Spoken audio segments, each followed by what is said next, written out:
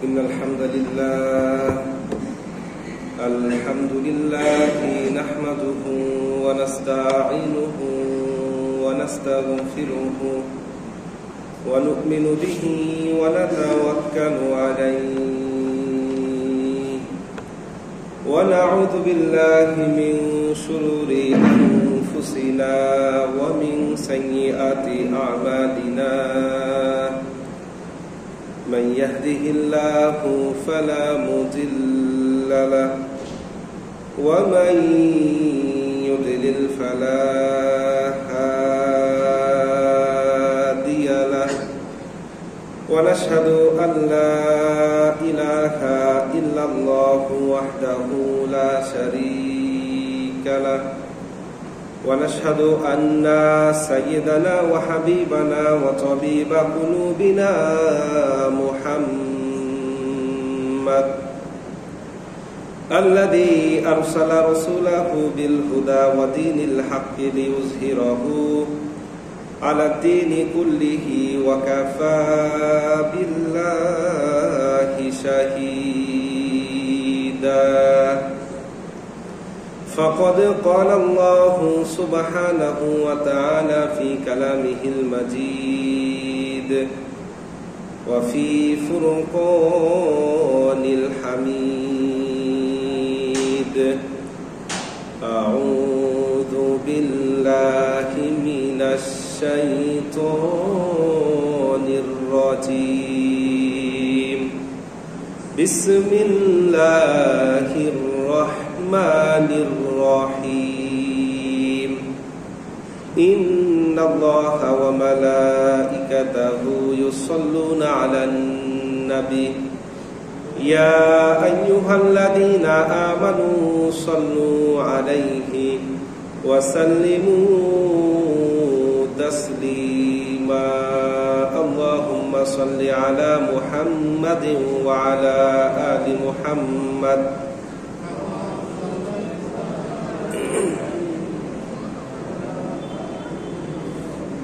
إنك حميد مجيد اللهم بارك على محمد وعلى آل محمد كما باركت على إبراهيم وعلى آل إبراهيم إنك حميد مجيد الحمد لله সম্মানিত উপস্থিতি আজ 25 জুলাই 2025 খ্রিস্টাব্দ 10 শ্রাবণ 1432 বঙ্গাব্দ 29 মুহররম 1447 হিজরি অর্থাৎ মুহররম মাসের পঞ্চম এবং শেষ জুমায় মহান আল্লাহ পাক রব্বুল আলামিন আমাদের সবাইকে বিভিন্ন রকম দুনিয়াবী ব্যস্ততা থেকে আরাম করে নানান রকম অসুখ বিসুখ রোগ শোক বিপদ আপদ বালা মুসিবত থেকে হেফাজত করে সপ্তাহের সর্বশ্রেষ্ঠ দিনে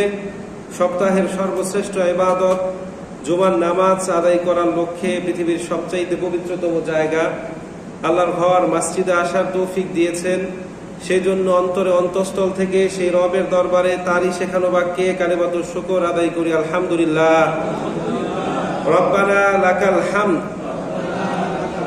হামদান কাসীরান তাইয়িবান মুবারাকান ফীহি সকল প্রশংসা একজনের জন্য তিনি কে সম্মানিত উপস্থিতি আজকে আমরা যে বিষয়ের উপর আলোচনা করব তার শিরোনাম হচ্ছে সত্য বলার ফজিলত এবং মিথ্যার ক্ষতিকর দিক ও ভয়াবহতা সম্মানিত উপস্থিতি সত্য মুক্তি দেয় আর মিথ্যা ধ্বংস করে সত্যকে আঁকড়ে ধরো মিথ্যাকে পরিত্যাগ করো মিথ্যা সকল পাপের মূল মিথ্যাবাদীকে কেউ পছন্দ করে না আমরা সবাই কম বেশি এই লাইনগুলোর সঙ্গে পরিচিত স্কুল কলেজ বিশ্ববিদ্যালয়ের বিভিন্ন বইতেও আমাদের শিক্ষা জীবনে আমরা অনেকবার এই লাইনগুলো পড়েছি বিভিন্ন সভা সেমিনার ওয়াজ মাহফিলেও বক্তাদের মুখে অনেকবার শুনেছি এখন প্রশ্ন হচ্ছে ইন আওয়ার প্র্যাকটিক্যাল লাইফ আমাদের বাস্তব জীবনে আমরা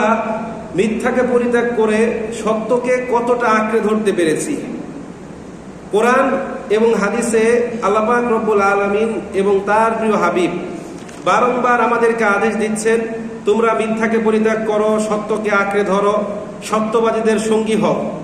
এখন আমরা আদৌ কি মিথ্যা ও মিথ্যাবাদীদের সঙ্গ ত্যাগ করে সত্য ও সত্যবাদীদের সঙ্গী হতে পেরেছি?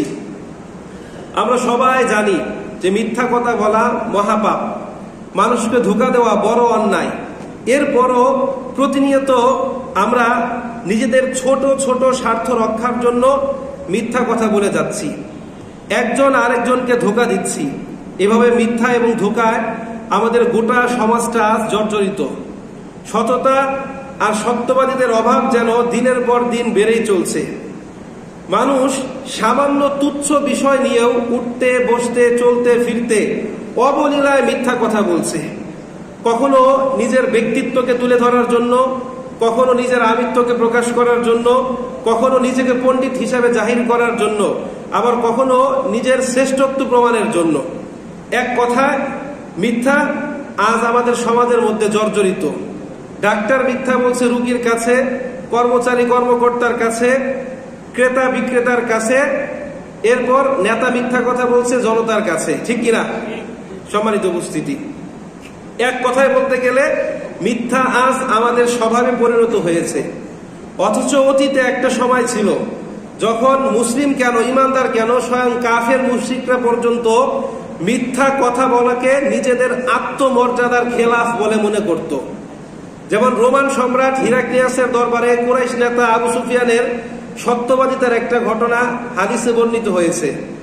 রাসূল করিম সাল্লাল্লাহু আলাইহি ওয়াসাল্লাম মক্কা থেকে মদিনায় হিজরতের পর মদিনাকে যখন ইসলামী রাষ্ট্র হিসেবে ঘোষণা করলেন, তখন তিনি রাষ্ট্রীয়ভাবে ইসলাম প্রচার করতে শুরু করলেন। বিভিন্ন পত্র পত্রিকায় বড় বড় যে সাম্রাজ্য আছে তাদের কাছে পত্র লিখে কি করতে লাগলেন? ইসলামের দাওয়াত দিতে লাগলেন। তো রাসূল একটা পত্র মারফত রোমান সম্রাট হিরাক্লিয়াসের কাছে ইসলামের দাওয়াত দিয়ে চিঠি পাঠালেন। তো সম্রাট এই চিঠি পাঠার পর সঙ্গে সঙ্গে তার যে সভাসদ আছে তাদেরকে জিজ্ঞাসাবাদ করলেন যে আমার সাম্রাজ্যে কি এমন কোনো ব্যক্তি আছে যে আরবের বংশোদ্ভূত অথবা আরবে থাকে বা মুহাম্মদ সম্পর্কে খুব বেশি জানে? যদি এমন কেউ থাকে তাকে আমার কাছে নিয়ে আসো, আমি তার কাছ থেকে এই মুহাম্মদ সম্পর্কে জানতে চাই। তো ঘটনা ক্রমে কুরাইশ নেতা আবু সুফিয়ান, যিনি তখন পর্যন্ত ইসলাম গ্রহণ করেন নাই, তিনি ব্যবসায়িক কাজে কোথায় ছিলেন? রোমে ছিলেন। তাকে সম্রাটের দরবারে আনা হলো। সম্রাট এবং তার মধ্যে কিছু কথোপকথন হলো। সম্রাট প্রথমে তাকে জিজ্ঞাসাবাদ করলেন, আচ্ছা তোমাদের আরবে নাকি নতুন এক নবীর আবির্ভাব ঘটেছে, তার বংশমর্যাদা কেমন? আবু সুফিয়ান বললেন, হ্যাঁ, সমগ্র আরবের মধ্যে যত বংশ আছে তার মধ্যে সবচেয়ে উঁচু বংশে তার জন্ম, অর্থাৎ আরবের বিখ্যাত বংশ কুরাইশ গোত্রে তার জন্ম। সম্রাট মাথা নেড়ে বললেন, হ্যাঁ, যারা আল্লাহর নবী তারা সবসময় উঁচু বংশে জন্মগ্রহণ করেন। এরপর সম্রাট তাকে জিজ্ঞাসাবাদ করলেন, আচ্ছা তার নবুয়তের পূর্বে তিনি কি কখনো মিথ্যা কথা বলেছেন? কুরাইশ নেতা আবু সুফিয়ান বললেন যে না। তিনি আরেক ধাপ বাড়িয়ে বললেন যে নবুয়তের পর কেন, তার জন্মের পর থেকে শুরু করে এখন পর্যন্ত তিনি হাসি তামাশার ছলেও একটা মিথ্যা কথা বলে নাই। তার সত্যবাদিতা এবং সততায় মুগ্ধ হয়ে মক্কাবাসী তাকে আল আমিন তথা বিশ্বাসী উপাধিতে ভূষিত করেছেন। এরপর সম্রাট তাকে জিজ্ঞাসাবাদ করলেন, আচ্ছা তার পূর্বপুরুষদের মধ্যে কেউ কি রাজা বাদশাহ বা জমিদার ছিল? তিনি বললেন যে না।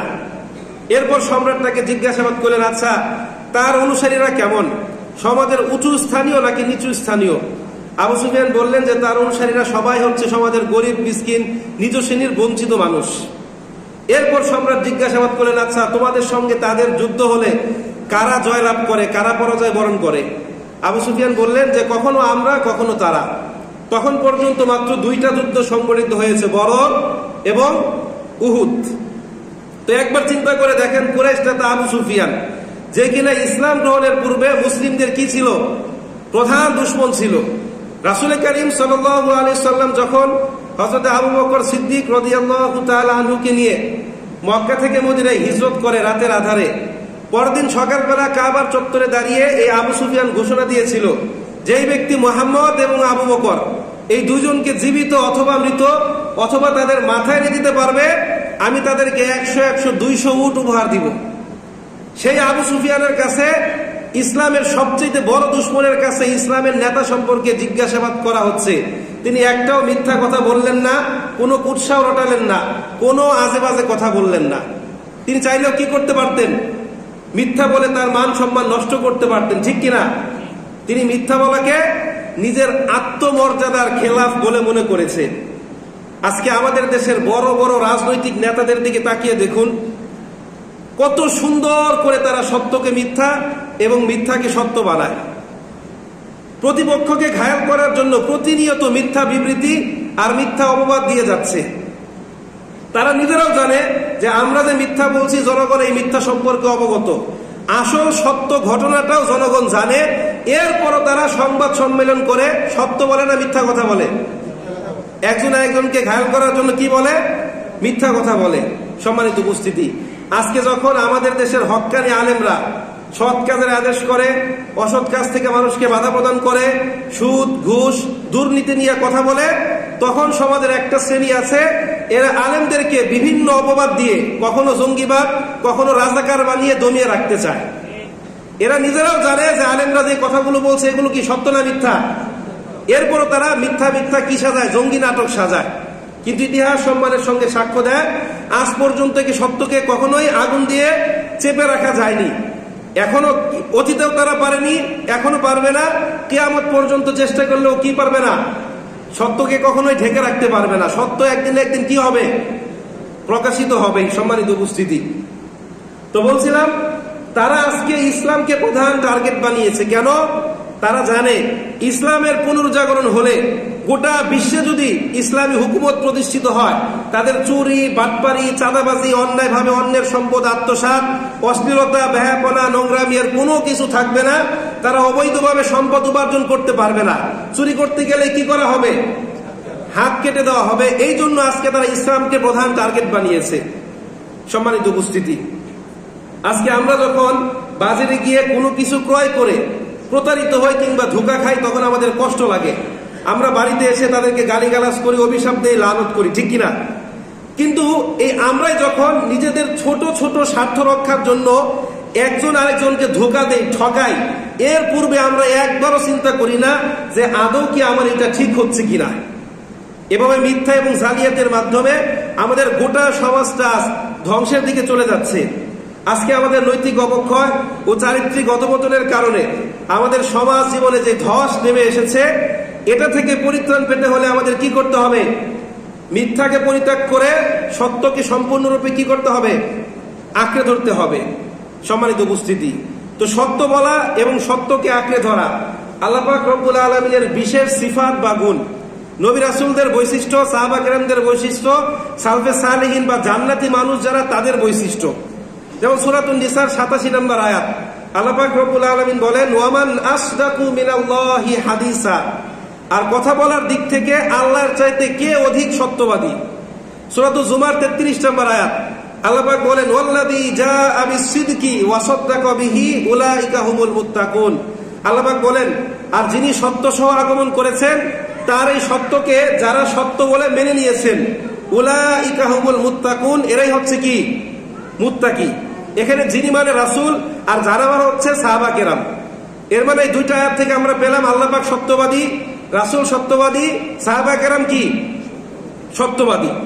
সূরাতুল আহজাবের 35 নম্বর আয়াত, আল্লাহ পাক রব্বুল আলামিন বলেন, ইন্নাল মুসলিমিনা ওয়াল মুসলিমাতি ওয়াল মুমিনিনা ওয়াল মুমিনাতি ওয়াল কানিতিনা ওয়াল কানিতাতি ওয়াস সাদিকিনা ওয়াস সাদিকাতি ওয়াস সাবিরিনা ওয়াস সাবিরাতি ইলা আখিরিল আয়াত। এই আয়াতে আল্লাহ পাক রব্বুল আলামিন মুমিন নারী পুরুষদের জন্য আবশ্যকীয় কিছু বৈশিষ্ট্য বা গুণের কথা উল্লেখ করেছেন। তার মধ্যে অন্যতম একটা বৈশিষ্ট্য হচ্ছে সত্যবাদিতা।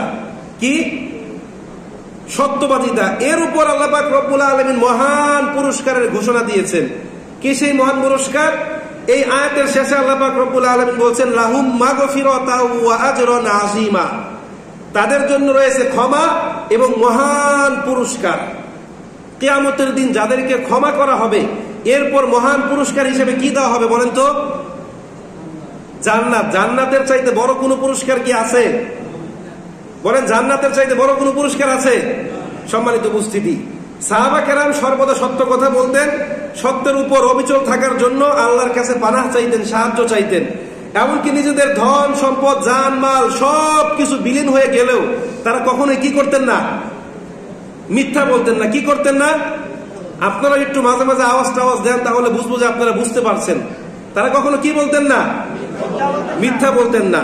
সাহাবা কেরামের সত্যবাদিতার নজির কিয়ামত পর্যন্ত আমাদের জন্য স্মরণীয় করে রাখার জন্য আল্লাহ পাক রব্বুল আলামিন কোরআনে উল্লেখ করেছেন, যাতে কিয়ামত পর্যন্ত পৃথিবীতে যত মানুষ আসবে তাদের এই সত্যবাদিতা সম্পর্কে জেনে তারাও যেন সত্য কথা বলতে পারে।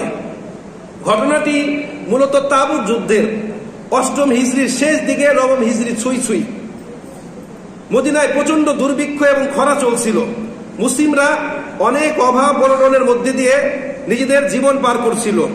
একদিকে প্রচন্ড দুর্ভিক্ষ, অন্যদিকে তীব্র খাদ্য ঘাটতি। তো ওই সময় মদিনার একমাত্র অর্থকরী ফসল ছিল খেজুর। কি ছিল? খেজুর গাছে খেজুর পাক ধরতে শুরু করেছে। সাহাবা কেরাম স্ব গাছের নিচে বসে খেজুরের দিকে তাকিয়ে থাকতেই স্বাচ্ছন্দ্য বোধ করছিলেন। এমন সময় মদিনার কিছু মুনাফিক এরা গুজব রটালো যে মুহাম্মদ ইন্তেকাল করেছে। তার অনুপস্থিতিতে মুসলিমরা এখন অভিভাবকহীন, পৃথিবী থেকে ইসলামকে নিশ্চিহ্ন করার, মুসলিমের নাম মুছে ফেলার এটাই হচ্ছে কি সর্বোত্তম সময়। তখন তারা রোমান সম্রাট হিরাক্লিয়াসের কাছে একটা পত্র লিখলো যে মুহাম্মদ ইন্তেকাল করেছে, পৃথিবী থেকে ইসলামকে মুছে ফেলার এটাই কি সর্বোত্তম সময়। এই খবর পাওয়ার পর সম্রাট 40,000, কোন কোন বর্ণনায় 1 লক্ষ, কোন কোন বর্ণনায় 3 লক্ষ সৈন্যের বিশাল একটা বাহিনী প্রস্তুত করলেন। বিশাল একটা বাহিনী কি করলেন? প্রস্তুত করলেন এবং তাদের সবাইকে অগ্রিম 1 বছরের বেতন পরিশোধ করলেন। তাদেরকে মুসলিমদেরকে ধ্বংস করার জন্য পাঠালেন। তো রাসূলের কানে এই সংবাদ আসলো। আসার পর রাসূল কারীম সাল্লাল্লাহু আলাইহি ওয়াসাল্লাম সাহাবীদেরকে ঘোষণা দিলেন, ও আমার সাহাবীরা, যুদ্ধ হবে রোমানদের সাথে। আমি নবীর অনুমতি ছাড়া কেউ মদিনায় অবস্থান করতে পারবে না। কোন পুরুষ যুদ্ধ ছাড়া মদিনায় কি করতে পারবে না?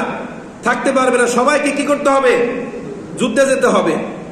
তো রাসূল এই যুদ্ধ পরিচালনার জন্য একটা ফান্ড বা তহবিল তৈরি করলেন এবং সাহাবীদেরকে বললেন যে সবাই নিজেদের সর্বোচ্চ এই ফান্ডের মধ্যে দান করো। কোন যুদ্ধে রাসূল এতটা গুরুত্ব দেন না এই রোমান যুদ্ধে যতটা গুরুত্ব দিয়েছেন। রাসূলের জীবনে সবচেয়ে বড় যুদ্ধ ছিল। তো সবাই এই ফান্ডের মধ্যে দান করতে লাগলেন। বড় বড় নারী সাহাবীরা তাদের স্বর্ণ অলংকার জমানো অর্থ যা আছে সব পাঠিয়ে দিলেন। বড় বড় সাহাবীরা অনেক বেশি দান করলেন। তো রাসূল একদিন বসে তাদের সঙ্গে কথা বলছিল যে কে কি পরিমাণ এই ফান্ডের মধ্যে দান করেছে। তো ওমর রাদিয়াল্লাহু তাআলা মনে মনে খুশি ছিলেন। সে ভাবছিলেন যে আমার জীবনে কোনো আমলের দিক দিয়েই তো আবু বকরকে পরাজিত করতে পারি নাই, আজকে আমি তাকে পরাজিত করবই। কারণ এবার তার চাইতে আমার সম্পদ কি বেশি, আমি এবার তার চাইতে বেশি দান করব।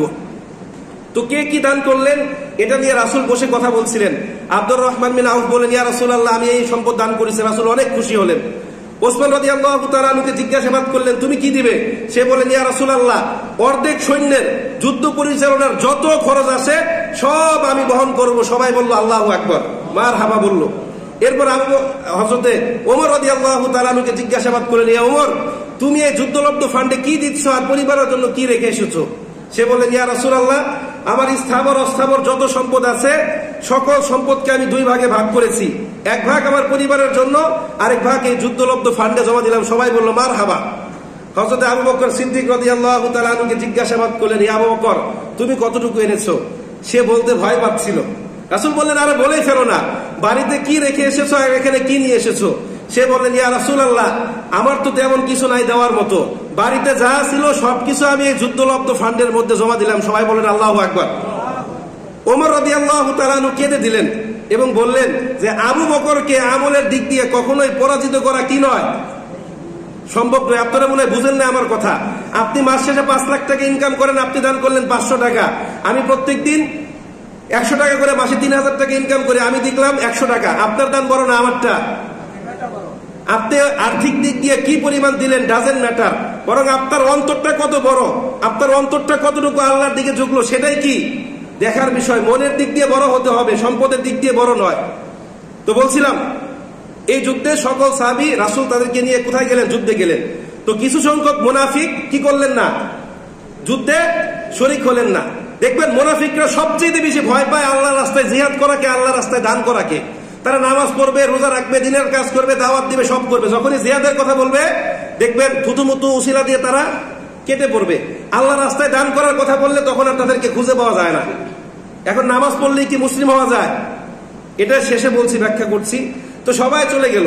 রাসূল এই রোমান প্রান্তর থেকে যুদ্ধ করে ফিরে আসলেন, আল্লাহ পাক তাকে বিজয় দান করলেন বিনা যুদ্ধে। সুবহানাল্লাহ বলেন। ফিরে আসার পর সাহাবীদেরকে জিজ্ঞাসাবাদ করলেন যে কে কে যুদ্ধে যাও নাই। তখন মুনাফিকরা এসে এক একজন এক একটা উসিলা দিতে লাগলেন, ইয়া রাসূলুল্লাহ আমি এই কারণে যাই না, আরেকজন বলেন ইয়া রাসূলুল্লাহ আমি এই কারণে যাই নাই। এদের মধ্যে 3 জন সাহাবী ছিলেন খাঁটি সাহাবী, হযরত কাব ইবনে মালিক, হিলাল ইবনে উমাইয়া, মুরারা বিন রাবিয়া। এদের মধ্যে একজন ছিলেন বদরি সাহাবী। আপনারা জানেন সাহাবীদের মধ্যে বদরি সাহাবীদের মর্যাদা সবচেয়ে বেশি না কম? বেশি। তো তারাও যুদ্ধে যাওয়ার জন্য ঘোড়া কিনলো, অস্ত্র শস্ত্র কিনলো, সবকিছু কিনলো, কিন্তু আজ না কাল, কাল না পরশু, পরশু না তরশু, এরকম করতে করতে এক পর্যায়ে কি করে নাই? যুদ্ধে যায় নাই। কাব ইবনে মালিক ভাবলেন যে আমি তো একটা অত্যন্ত দ্রুতগামী ঘোড়া কিনেছি, রাসূলকে একদিন আমি দৌড়ালে রাসূলকে ধরে ফেলতে পারবো। তো আজ না কাল, কাল না পরশু, এরকম করতে করতে তারা কি করলেন? আগামীর চক্করে পড়ে গেলেন, যেমনটা আমরা পড়ে যাই। আমরা কিভাবে পড়ি? আমরা ভাবি আরে নামাজ তো পড়ি না, সামনে শুক্রবার থেকে যে নামাজ ধরবো তো ধরবোই, 5 ওয়াক্ত নামাজ ইমাম সাহেবের সঙ্গে পড়বো, ঠিক কিনা? সামনে শুক্রবার যায়, আবার তারপরে শুক্রবার, আবার তারপরে শুক্রবার যায়, আবার তারপরে শুক্রবার, আবার বলি আরে রমজান তো এসে পড়েছে, রমজানে যে একবারে মসজিদে ঢুকবো, বাড়িতে যাওয়ার আর কোনো নামই নিব না, ঠিক কিনা? এরকম 1 রমজান 5 রমজান করতে করতে জীবনে কত রমজান চলে গেল। এটা কি শয়তান আমাদেরকে ধোকায় ফেলে? শয়তানের ধোকা যদি পরীক্ষা করতে চান, আপনি শয়তানের অস্তিত্ব যদি বাস্তবে টের পেতে চান, আপনাকে একটা ফর্মুলা দেখাই। আমাদের ফজরের নামাজ কয়টায়? 4:55-তে। আপনি 4:10-এ অ্যালার্ম দিবেন, দেখবেন ওই সময় শয়তান আপনাকে কিভাবে টেনে ধরে।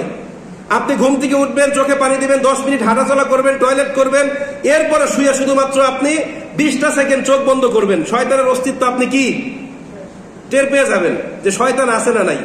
তো এই 3 জন সাহাবীকে শয়তান কি করলো? ধোঁকা দিল। তারা বলল যে যুদ্ধে না গিয়ে একটা অন্যায় করেছি, রাসূলের কাছে মিথ্যা বলে কি আরেকটা অন্যায় করব? তারা বলেন ইয়া রাসূলুল্লাহ আমরা ইচ্ছাকৃতভাবে যুদ্ধে যাই নাই, আজ না কাল, কাল না পরশু যাব, এরকম করে আমরা যেতে পারি নাই। রাসূল রাগান্বিত হয়ে গেলেন, বললেন আমি আদেশ করলাম যে আমার অনুমতি ছাড়া কেউ মদিনায় থাকতে পারবে না, আর তোমরা যুদ্ধে গেলে না, তোমাদের ঈমান স্থগিত, কেউ তাদের সঙ্গে লেনদেন করবে না, কোনো প্রকার কথা বলবে না, অর্থাৎ তাদেরকে কি করা হলো? বয়কট করা হলো। তো তারা যখন বাড়িতে গেল, মানুষ যখন স্বাভাবিকভাবে একটু কষ্টে থাকে, স্ত্রী সন্তান পাশে থাকলে কষ্টটা কমে না বাড়ে? তারা যখন বাড়িতে গেল, স্ত্রী সন্তান ঘরের দরজা বন্ধ করে দিল, যে রাসূল আপনাকে বয়কট করেছে, আমরাও আপনাকে কি করলাম? আজকে যদি আমাদের যে মা বোনেরা আছে, ঘরের স্ত্রী আছে, এরা যদি ঠিক হতো তাহলে প্রত্যেকটা পুরুষ ঠিক হয়ে যেত। আমাদের দেশের বেশিরভাগ মানুষ হারাম উপার্জন করে শুধুমাত্র কার কারণে? স্ত্রী সন্তানের চাহিদা পূরণ করার জন্য। যদি মা বোনেরা তাদের চাহিদা কমিয়ে দেয়, আমার মনে হয় ম্যাক্সিমাম পুরুষ হারাম উপার্জন কি করবে? বন্ধ করে দিবে। তো যাই হোক, অনেক লম্বা ঘটনা, তারা কান্নাকাটি করলো, আল্লাহর কাছে তওবা করলো, আল্লাহ পাক তাদের তওবা কি করলেন? কবুল করলেন। শুধুমাত্র কবুল করলেন তাই নয়, তাদের ক্ষমার ঘোষণা আল্লাহ পাক রব্বুল আলামিন আয়াত অবতীর্ণ করে দুনিয়ার সমস্ত মানুষকে জানিয়ে দিলেন। সূরা তাওবার 117 থেকে 119 নম্বর আয়াত আল্লাহ পাক বলেন লাকাদ তাবাল্লাহু আলান নবী ওয়াল মুহাজিরিন ওয়াল আনসার ইলা আখিরিল আয়াত। অনেক বড় আয়াত, আমি না বললাম। আল্লাহ পাক এখানে কি করেছেন? তাদের তওবা কবুলের ঘটনা উল্লেখ করেছেন। দেখেন, জীবনের সবচেয়ে কঠিন মুহূর্তে সত্যের উপর অবিচল থাকার কারণে, সত্য বলার কারণে এই 3 জন সাহাবী যদিও ক্ষণিকের জন্য কষ্ট পেলেন, কিন্তু তারা এমন বিশেষ মর্যাদা পেলেন যাদের মাগফিরাতের ঘটনা আল্লাহ পাক রব্বুল আলামিন কোথায় উল্লেখ করেছেন? কোরআনে। কিয়ামত পর্যন্ত দুনিয়ায় যত মানুষ আসবে সবাই তাদের সত্যবাদিতা সম্পর্কে কি করতে পারবে? জানতে পারবে। সত্য বললে কঠিন শাস্তি হবে, এটা জানার পরও তারা সত্য কথা বলেছে, মিথ্যা কথা বলে নাই। কিন্তু আজকে দেখেন, আমরা ছোট খাটো তুচ্ছ বিষয় নিয়েও একজন আরেকজনের কাছে কি বলি? মিথ্যা কথা বলি। আমাদেরকে এই মিথ্যা কথা বলানোর জন্য দায়ী কে জানেন? আমাদের সমাজ, আমাদের কর্তা, আমাদের বস। আজকে যদি আমি আমার বসকে বলি যে বস আমার বিকালবেলা একটু ছুটি লাগবে, স্ত্রী সন্তান নিয়ে একটু ঘুরতে যাবো, ধর চাকরি বাদ দিয়ে স্ত্রী সন্তান নিয়ে ঘুরতে যাবে।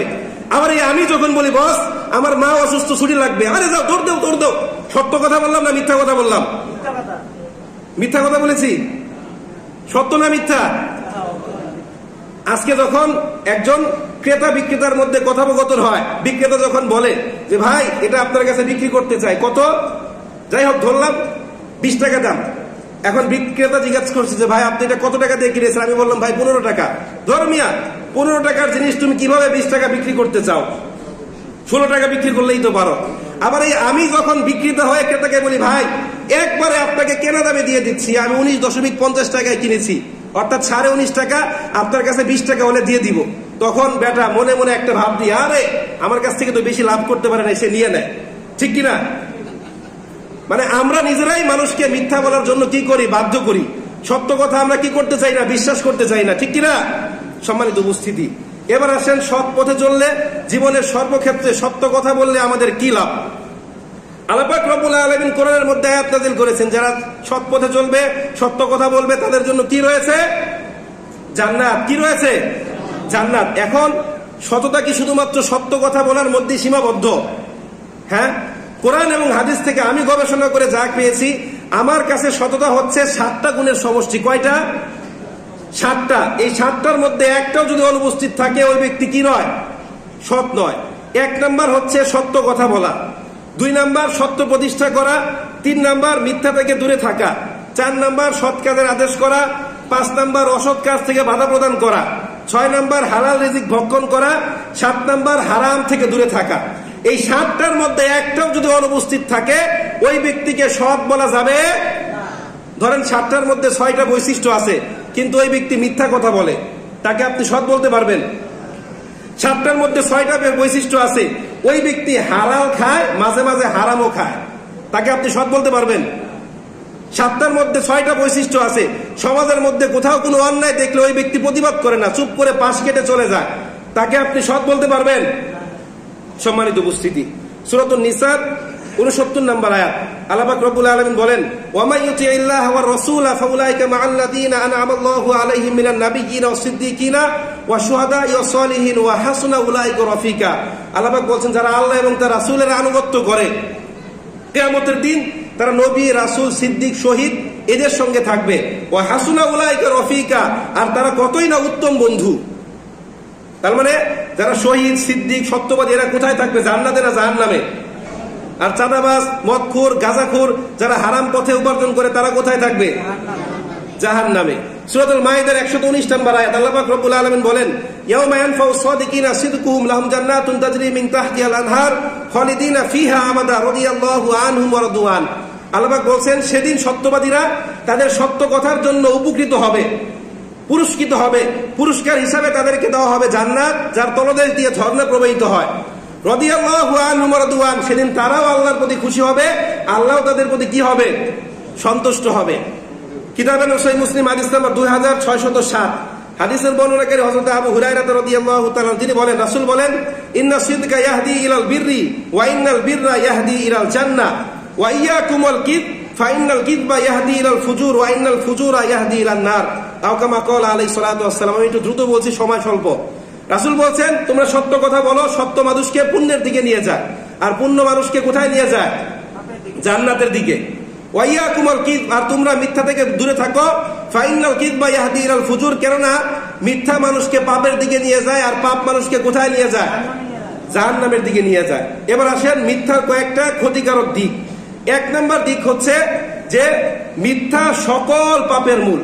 পৃথিবীতে যত রকম পাপাচার ঘটুক, যত রকম খারাপ কাজ সংগঠিত হোক না কেন, প্রত্যেকটা পাপাচারের পিছনে আপনি খোঁজ নিয়ে দেখবেন একটা না একটা কি আছে? মিথ্যা আছে। এই জন্য মিথ্যা পরিহার করলে অতি সহজেই অনেক পাপ থেকে কি করা যায়? বেঁচে থাকা যায়। 2 নম্বর হচ্ছে মিথ্যা মানুষকে মুনাফিকের দিকে নিয়ে যায়। একজন মুনাফিক ব্যক্তি নিজের ছোট ছোট স্বার্থ রক্ষার জন্য সে সর্বদা কি বলে? মিথ্যা কথা বলে। কি বলে? কিয়ামতের দিন সবচেয়ে কঠিন শাস্তি হবে কাদের জানেন? মুনাফিকদের। সূরাতুন নিসার 145 নম্বর আয়াত, আল্লাহ পাক বলেন, ইন্নাল মুনাফিকিনা ফিদ দারকিল আসফালি মিনান নার ওয়া লাম তাজিদ লাহুম নাসীরা। নিশ্চয় মুনাফিকরা জাহান্নামের সর্বনিকৃষ্ট, সবচেয়ে নিম্ন যে স্থান, সেখানে থাকবে, সেদিন তাদের কোনো সাহায্যকারী থাকবে না। 3 নাম্বার, মিথ্যাবাদীর রিজিকের মধ্যে বরকত কমে যায়। আমরা বাহ্যিকভাবে দেখি যারা হারাম পথে চলে, হারাম উপার্জন করে, মিথ্যা কথা বলে, তাদের টাকা পয়সা, গাড়ি বাড়ি, আয় রোজগার একটু বেশি, কিন্তু বাস্তব জীবনে দেখবেন তারা কেউই সুখী না। আজকে এই সমস্যা, কালকে এই সমস্যা, ওষুধ ছাড়া ঘুম আসে না। ঠিক কিনা? 4 নাম্বার, মিথ্যা বলা হচ্ছে কবিরা গুনাহ। মিথ্যা বলা কি?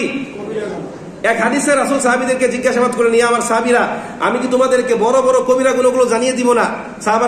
সাহাবাকেরাম বলেন, নাম ইয়া রাসূলুল্লাহ, ইয়া রাসূলুল্লাহ আপনি বলেন। রাসূল বললেন যে আল্লাহর সঙ্গে শরীক করা, পিতামাতার অবাধ্য হওয়া, মিথ্যা কথা বলা, মিথ্যা সাক্ষ্য দেওয়া ইত্যাদি ইত্যাদি। তিনি অনেকগুলো কবিরা গুনার কথা বললেন। এবার আসেন সত্য বলার উপকারিতা কি। সত্য মানুষের হৃদয়কে কি করে? প্রশান্ত করে। আপনি যদি সৎ পথে থাকেন, সত্যের উপর অবিচল থাকেন, দেখবেন আপনার আলাদা একটা ইমানি জোর থাকবে। আপনি দুজন ব্যক্তিকে যুদ্ধে নামালেন, একজন হকপন্থী, একজন বাতিলপন্থী। দিন শেষে আপনি দেখবেন যে সত্যের তরবারির জোরটা কি বেশি না কম? আমার কথা মনে আপনারা বুঝেন নাই, বেশি না কম? তাহলে একটু জোরে বলেন। 2 নাম্বার, সত্য মুমিন এবং মুনাফিকদের মধ্যে পার্থক্য সৃষ্টি করে। মুনাফিকরা কখনোই সত্য কথা বলে না। এজন্য মুনাফিক এবং খাঁটি ইমানদারের মধ্যে পার্থক্য করার অন্যতম একটা বিষয় হচ্ছে কি? সততা বা সত্যবাদিতা বা সত্য কথা। 3 নাম্বার, সত্যবাদিতা মানুষকে ভালো কাজের দিকে নিয়ে যায়। যে কোনো সত্য কথাই হচ্ছে একটা ইবাদত, একটা ভালো কাজ, এটা মনে রাখবেন। সবশেষ আপনাদের জন্য একটা আয়াত, যে আয়াতের উপর আজকে এই আলোচনাগুলো করেছি, সূরাতুত তাওবার 119 নম্বর আয়াত।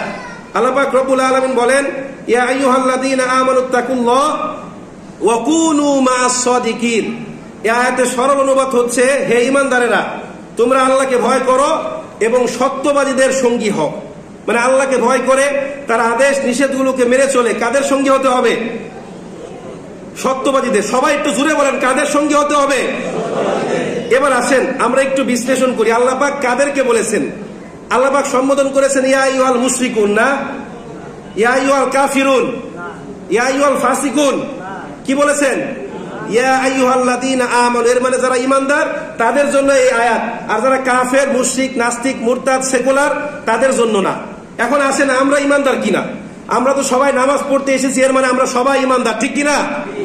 হ্যাঁ, নামাজ পড়লে মানুষ ঈমানদার হয়ে যায়। হ্যাঁ, আচ্ছা, নামাজ পড়লেই যদি ঈমানদার হতো তাহলে পৃথিবীর সবচেয়ে বড় ঈমানদার হতো আব্দুল্লাহ ইবনে উবাই ইবনে সলুল। যে ব্যক্তি কার পিছনে নামাজ পড়েছে? আপনি তো নামাজ পড়েন আমার মতো সলিমউদ্দিনের পিছনে, ওই ব্যক্তি নামাজ পড়েছে রাসূলের পিছনে, যাকাত দিয়েছে, হজ করেছে। এখন তাকে আমরা ঈমানদার বলতে পারবো? শুধুমাত্র নামাজ পড়লেই কি ঈমানদার হওয়া যায়? মসজিদে ইমামতি করলে ঈমানদার হওয়া যায়? ধরেন এই যে গত কয়েকদিন পূর্বে পত্রিকায় দেখলাম ইরানে একজন গুপ্তচর ধরা পড়েছে। সে 14 বছর যাবৎ ইরানের একটা বড় মসজিদে ইমামতি করছিল। লম্বা লম্বা দাড়ি, সুন্দর চেহারা, সুন্দর জামা। খোঁজ নিয়ে দেখা গেল ওই ব্যক্তি মোসাদের এজেন্ট। কিসের এজেন্ট? তাহলে ইমাম হলে কি ঈমানদার হওয়া যায়? এখন আসেন, ঈমান আছে কি নাই এটা পরিমাপ করার যন্ত্র কি? পৃথিবীতে সব জিনিস পরিমাপ করার যন্ত্র আছে না নাই? আলো, বাতাস, পানি, তাপ, চাপ, শক্তি সব কিছু বলেন পরিমাপ করার একটা যন্ত্র আছে না নাই? আলো মাপার জন্য ফটোমিটার, বাতাসের গতি মাপার জন্য অ্যানিমোমিটার, এরপরে আপনার কি বলে তাপমাত্রা পরিমাপের জন্য কি থার্মোমিটার। তো ঈমান পরিমাপ করার যন্ত্র কি? এক হাদিসে রাসূল বলছেন, ইযা সাররাতকা হাসানাতুকা ওয়া সাআতকা সাইয়্যাতুকা ফাআনতা মুমিন। যখন দেখবে কোনো ভালো কাজ করলে তোমার ভালো লাগবে, খারাপ কাজ করলে তোমার খারাপ লাগবে, তখন মনে করবে তোমার মধ্যে ঈমান আছে। এখন আমাদের ভালো কাজ করতে ভালো লাগে না খারাপ লাগে? ভালো লাগে।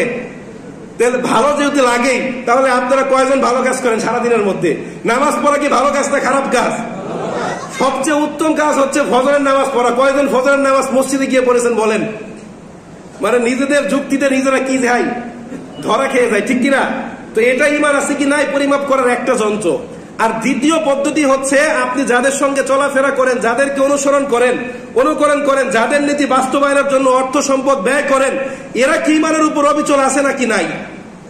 এটা আপনি যাদেরকে অনুসরণ করেন, এরা যদি রাসূলের আদর্শ বাস্তবায়ন করে, এরা যদি নবী, রাসূল, সিদ্দিক, আল্লাহর আইন বাস্তবায়ন করে, আল্লাহর কোরআনকে মেনে চলে, তাহলে মনে করবেন আপনি হকের পথে আছেন। আর আপনি যাদেরকে অনুসরণ করেন, এরা যদি চোর, বাটপার, চাঁদাবাজ, জুলুমবাজ হয়, তাহলে মনে রাখবেন আপনার মধ্যে কি নাই? ঈমান নাই। আচ্ছা, আবু জাহেলকে পছন্দ করে এরকম মানুষ এখানে আছে কি নাই? একজন আছে যে আবু জাহেলকে পছন্দ করেন। আবু জাহেলদের নীতি যারা বাস্তবায়ন করতে যায়, এদেরকে আমরা ঠিকই পছন্দ করি। মানে আমরা ধর্মকে ধর্মের জায়গায়, ইকোনমিকে ইকোনমিকের জায়গায়, ধর্ম ধর্মের জায়গায়, অর্থনীতি অর্থনীতির জায়গায় চলবে, ঠিক কিনা? ধর্মের মধ্যে তো অর্থনীতি নাই, আছে না নাই? ওটা মানার দরকার নাই। শুধুমাত্র নামাজ, কালাম, রোজা, হজ, যাকাত করলেই সব শেষ। আর অর্থনীতি, সমাজ বিজ্ঞান, তারপরে মুআমালাত, মুআশারাত, লেনদেন, সামাজিক, এই দিকে কি দরকার নাই? ইসলামের দরকার নাই নাকি আছে? তো যাই হোক, সবশেষ একটা আয়াত বলেছিলাম সূরাতুত তাওবার 119। আল্লাহ পাক বলেন, ইয়া আইয়ুহাল্লাযীনা আমানুত্তাকুল্লাহ ওয়া কুনু মা'আস সাদিকিন। হে ঈমানদারেরা, যারা ঈমান এনেছো, নিজেদেরকে ঈমানদার বলে দাবি করো, তারা আল্লাহকে ভয় করো। কাকে ভয় করো? অনেক ব্যাখ্যা আছে এর মধ্যে, নিজেরা একটু মনে মনে ব্যাখ্যা করবেন। আল্লাহকে ভয় করো এবং সৎকর্মশীল যারা তাদের সঙ্গী হও। আল্লাহ পাক রব্বুল আলামিন আমাদের সবাইকে কবুল করুন।